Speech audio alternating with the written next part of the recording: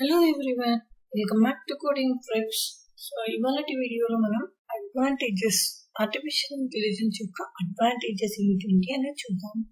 So ఈ artificial intelligence వల్ల మనం నిన్న చూసాం కదండి, వాటి యొక్క బెనిఫిట్స్ ఏంటి, ఎందుకు మనం ఆర్టిఫిషియల్ ఇంటెలిజెన్స్ అనేది వచ్చేది అనేది మొత్తం నిన్న చూసాం కదా.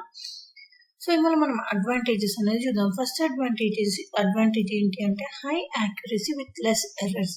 అంటే ఏంటి అంటే ఇది ఇక్కడ కరెక్ట్ గా యాక్యురేట్ గా ఇస్తుంది, ఎర్రర్స్ అనేవి చాలా తక్కువ ఇస్తుంది ఆర్టిఫిషియల్ ఇంటెలిజెన్స్ సిస్టమ్ యూజ్ చేసి. ఎందుకోసము అని అంటే ఇది డెసిషన్స్ అన్ని ప్రీ ఎక్స్పీరియన్స్ డెసిషన్స్ తీసుకుంటున్నట్టు, లైక్ ప్రీ ఎక్స్పీరియన్స్ మొత్తం ఎక్స్పీరియన్స్ చేసుకొని అందులో నుంచి ఇన్ఫర్మేషన్ గ్యాదర్ చేసుకుని డెసిషన్స్ తీసుకుంటుంది. అంటే ఆల్రెడీ ఇన్ఫర్మేషన్ అనేది అల్గోరిథమ్స్ ద్వారా మనకు వచ్చేస్తుంది. అందుకోసం అనేది ఎర్రర్స్ అనేది చాలా తక్కువగా వస్తాయి, యాక్యురేట్ గా వస్తుంది అనమాట ఏఐ వల్ల.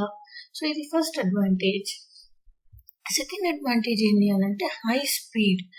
మిషన్ అంటేనే స్పీడ్ గా వస్తుంది కదండి. సో ఆర్టిఫిషియల్ ఇంటెలిజెన్స్ యూజ్ చేయడం వల్ల ఫాస్ట్ డెసిషన్ మేకింగ్ అనేది ఉంటుంది అండ్ హై స్పీడ్ కూడా ఉంటుంది. లైక్ ఏంటి, ఒక చెస్ ఛాంపియన్ ని బీట్ చేయగలదు ఆర్టిఫిషియల్ ఇంటెలిజెన్స్ ద్వారా. సో అదొకటి అన్నమాట. నెక్స్ట్ ఏంటి, హై రిలయబిలిటీ. నెక్స్ట్ అడ్వాంటేజ్ వచ్చి హై రిలయబిలిటీ. ఏంటి హై రిలయబిలిటీ అంటే మల్టిపుల్ టైమ్స్ ఒకటే సేమ్ యాక్షన్ ని మల్టిపుల్ టైమ్స్ చేయగలదు విత్ హై యాక్యురసీ, కరెక్ట్ గా యాక్యురేట్ గా చేయగలదు. అది ఒక అడ్వాంటేజ్. అంటే ఏంటి, లైక్ దీనికి బెస్ట్ ఎగ్జాంపుల్ అండ్ కింద ఇంకొక అడ్వాంటేజ్ పెట్టాను, అక్కడ ఇస్తాను. ఇంకేంటి అనంటే యూస్ఫుల్ ఫర్ రిస్కీ ఏరియాస్. అంటే మనుషులు వెళ్ళలేని ఏరియాస్ లో, లైక్ బాంబు పెట్టాలి అన్నా కానీ, లేకపోతే ఎక్కడైనా మనుషులు వెళ్ళలేని రిస్కీ ఏరియాస్ లో కూడా ఆర్టిఫిషియల్ ఇంటెలిజెన్స్ ద్వారా మనం యూజ్ చేసుకోవచ్చు. ఇది ఒక అడ్వాంటేజ్ అండి. నెక్స్ట్ అడ్వాంటేజ్ ఏంటి అని అంటే digital assistant. Like digital assistant కి ఏంటి, లైక్ ఇప్పుడు మనకి సిరి అనేది ఒకటి వాయిస్ రికార్డింగ్, వాయిస్ అసిస్టెంట్ అనేది ఉంది. అలా మనకి చాలా డిజిటల్ అసిస్టెంట్స్ ఉన్నాయి. సో ఇది మెయిన్ గా లైక్ ఈ కామర్స్ వెబ్సైట్స్ లో కూడా చూడొచ్చు మీరు, చాలా ఉంటాయి. సో ఇక్కడ ఏంటి, AI can be very useful to provide digital assistant to the users such as AI technology is currently used by various e-commerce websites. అన్ని ఇప్పుడు కరోనా వల్ల అన్ని ఈ-కామర్స్ వెబ్సైట్స్ వచ్చాయి కదండి. సో అలా ప్రోడక్ట్స్ ని చూపించడానికి customer to show the products as per customer requirement. మనకి ఏదైతే రిక్వైర్మెంట్, ఫర్ ఎగ్జాంపుల్ ఇప్పుడు మీరు ఏదైనా షాపింగ్ సైట్ ఓపెన్ చేశాక అందులో మొబైల్ కావాలి అని టైప్ చేసేస్తే సో దానికి మీకు సంబంధించిన మొబైల్స్ అన్ని డిస్ప్లే చేస్తుంది. అంటే కస్టమర్ రిక్వైర్మెంట్ తగ్గట్టు ప్రోడక్ట్ అనేది చూపిస్తుంది. సో ఇది డిజిటల్ అసిస్టెంట్ గురించి. నెక్స్ట్ ఏంటి, useful as public utility. So utilities కూడా, డైలీ లైఫ్ యూటిలిటీస్ కూడా, లైక్ సెల్ఫ్ డ్రైవింగ్ కార్స్ కానీ అన్ని facial recognition and security purpose కి కూడా యూజ్ చేస్తుంది అనమాట ఆర్టిఫిషియల్ ఇంటెలిజెన్స్. ఇంకా నెక్స్ట్ అడ్వాంటేజ్ ఏంటి అంటే అవైలబుల్ 24/7. అంటే ఏంటి, మన హ్యూమన్స్ అంటే ఏంటి, మనకు బోర్ కొట్టినా లేకపోతే మనకి హెల్త్ బాగాలేకపోయినా ఏ విధంగా అయినా మనం అన్ని రోజులు మనం 24/7 పని చేయలేము. అదే మిషన్ అయితే, అదే ఆర్టిఫిషియల్ ఇంటెలిజెన్స్ అయితే ఇట్ విల్ వర్క్ 24/7 వర్క్ చేస్తూనే ఉంటుంది. మనకి రెస్ట్ అవసరం లేదు, ఏది అవసరం లేదు. ఎంత డ్యూరేషన్ అయినా మనం అయితే హ్యూమన్ బీయింగ్స్ అయితే 6 to 8 hours వర్క్ చేస్తాము, అంతకంటే ఎక్కువ వర్క్ చేయలేము కదా. అండ్ ఇంకా ఎక్కువ వర్క్ చేసినా ఎఫిషియెంట్ గా కూడా ఉండదు. అదే మిషన్ ఆర్టిఫిషియల్ ఇంటెలిజెన్స్ అయితే ఇంకా అది ఎఫిషియన్సీ ఉంటుంది, ఇంకా మొత్తం వర్క్ చేస్తూనే ఉంటుంది 24/7. సో అది మన అడ్వాంటేజ్. నెక్స్ట్ అడ్వాంటేజ్ ఏంటి అంటే helps in repetitive work. Like ఇప్పుడు రిపిటేటివ్ గా వర్క్ చేస్తూనే ఉంటారు. ఇప్పుడు మీకు పైన ఎగ్జాంపుల్ చెప్తానన్నాను కదండి ఇక్కడే. సో సపోజ్ ఫర్ ఎగ్జాంపుల్ ఏదైనా అంటే కంటిన్యూస్ గా రిపిటేషన్ వర్క్స్ ఉంటాయి. సో అలాంటప్పుడు ఈ ఆర్టిఫిషియల్ ఇంటెలిజెన్స్ అనేది యూజ్ చేసుకోవచ్చు. లైక్ థ్యాంక్ యూ మెయిల్ నుంచి ఆన్సరింగ్ క్వైరీస్ నుంచి ప్రతి ఒక్కటి డాక్యుమెంట్స్ ని వెరిఫై చేసుకోవడం కానీ ప్రతి ఒక్కటి హెల్ప్ చేస్తుంది. ఇంకొక బెస్ట్ ఎగ్జాంపుల్ ఇక్కడ ఏంటి అని అంటే రెస్టారెంట్ లో హ్యూమన్ బీయింగ్స్ అయితే లాంగ్ డ్యూరేషన్ వర్క్ చేయలేరు, ఇంట్రెస్ట్ లేకపోయినా వర్క్ చేయరు. అదే ఒకవేళ ఈ ఆర్టిఫిషియల్ ఇంటెలిజెన్స్కి మనం ఆ ప్రాసెస్ అనేది మొత్తం ఫీడ్ చేసేస్తే ఏమవుతుంది, అదే రిపిటేటివ్గా మిషన్ చేసుకుంటూ వెళ్ళిపోతుంది ఎర్రర్ లేకుండా. అది helps in repetitive works. So ఇక్కడ మనం పైన ఒక దగ్గర ఎగ్జాంపుల్ చెప్దాము అనేసి అనుకున్నాం కదండి, దానికి ఎగ్జాంపుల్ ఇదే. ఇక్కడ high reliability multiple times same action perform చేస్తుంది కదా ఇక్కడ. సో ఇక్కడ ఏంటి అని అంటే మనం ఎక్కువసేపు వర్క్ చేయలేము, రెస్టారెంట్లో కానీ ఎక్కడైనా ఎక్కువసేపు వర్క్ చేయలేము. సో అలాంటప్పుడు మనకి ఎఫిషియన్సీ అనేది తగ్గిపోతుంది.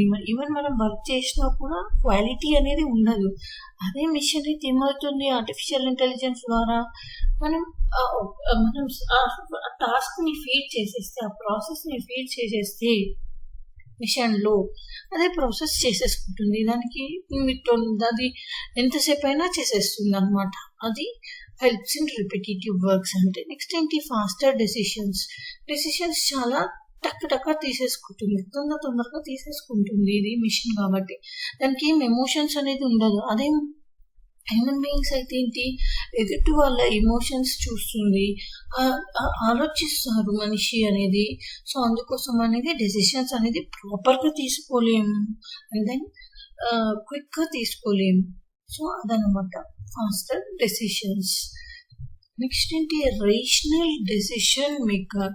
సో ఇక్కడ రేషనల్ డెసిషన్ మేకర్ అంటే ఏంటి అని అంటే, మన హ్యూమన్ బీయింగ్స్ అనేది చాలా ఎమోషన్స్లో ఉంటాం కాబట్టి మనం కరెక్ట్గా ప్రాపర్గా తీసుకోలేము డెసిషన్స్ అనేది. ఒక ఆర్గనైజేషన్ తీసుకుంటే దాని యొక్క ప్రొడక్టివిటీ లెవెల్ పెంచాలి, ఆర్ ఏమైనా దాని ప్రొడక్షన్ పెంచాలి అని అంటే మనకు ఎమోషనల్ కాకుండా కరెక్ట్గా ప్రాపర్గా డెసిషన్ తీసుకుంటే అది ఆర్గనైజేషన్కి ఎఫెక్ట్ అవ్వదు, ప్రొడక్టివిటీ లెవెల్కి ఎఫెక్ట్ అవ్వదు. అదనమాట రేషనల్ డెసిషన్ మేకర్ అంటే. నెక్స్ట్ ఏంటి, మెడికల్ అప్లికేషన్స్. సో ఈ ప్రస్తుతం టెక్నాలజీలో అన్ని సర్జరీసే కానీ అన్నిటికీ చాలా మటుకు ఇప్పుడు యూజ్ చేస్తానే ఉన్నారు రోబోట్స్ని, ఆర్టిఫిషియల్ ఇంటెలిజెన్స్ వాళ్ళతో. సో ఇక్కడ ఏంటి అని అంటే, అక్కడ రేడియో సర్జరీస్ అనేది ఒక చిన్న ట్యూమర్ ఉంది అనుకోండి, ఆ ట్యూమర్ తీసేయాలి అని అంటే ఏం చేస్తారు అని అంటే, ఈ ఏఐ యూజ్ చేసుకొని ఆ ట్యూమర్ని తీసేస్తాం.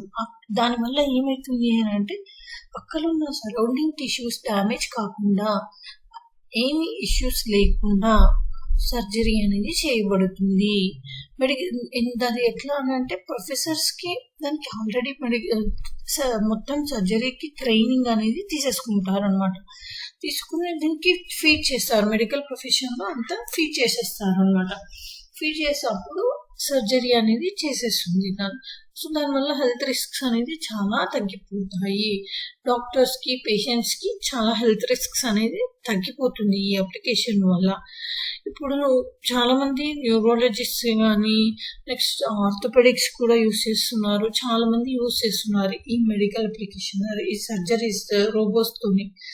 సో ఇంకా రాను చాలా యూజ్ చేస్తున్నారు.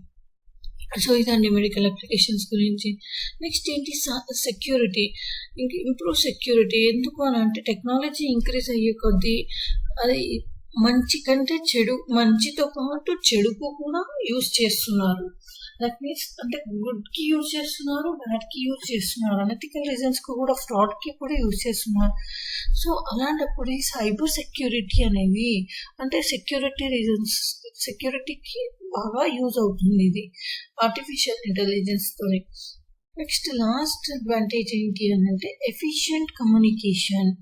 సో ఇప్పుడు ఇక్కడ ఏంటి అని అంటే, మనం వరల్డ్లో డిఫరెంట్ పార్ట్స్ ఆఫ్ ది వరల్డ్లో మనకు చాలా లాంగ్వేజెస్ ఉన్నాయి. మనకి ఒకరి లాంగ్వేజ్ ఇంకొకరికి అర్థం కాదు. So we need a translator. మనకు ఒక ట్రాన్స్లేటర్ అనే వాళ్ళు కావాలి. సో అలాంటి ఆ ట్రాన్స్లేటర్ అనే వాళ్ళు లేకుండా, అలాంటి ప్రాబ్లం లేకుండా ఆర్టిఫిషియల్ ఇంటెలిజెన్స్ హెల్ప్ చేస్తుంది.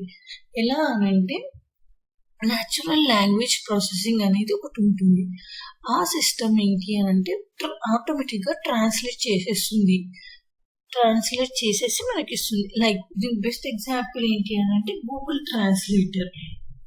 ఈ గూగుల్ ట్రాన్స్లేటర్ అనేది మనకి మనం ఈవెన్ మనము మాట్లాడుతూ ఉంటే కూడా అది ఏంటి వర్డ్స్ అనేది ఇచ్చేస్తుంది.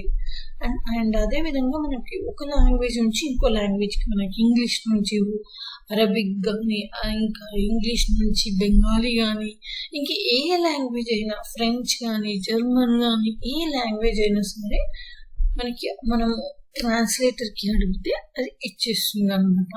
సో దీనివల్ల మనం యాక్యురసీ అనేది ఇంప్రూవ్ చేస్తున్నాం. యాక్యురసీ కానీ మనకు కమ్యూనికేషన్ అనేది చాలా ఈజీ అయిపోతుంది.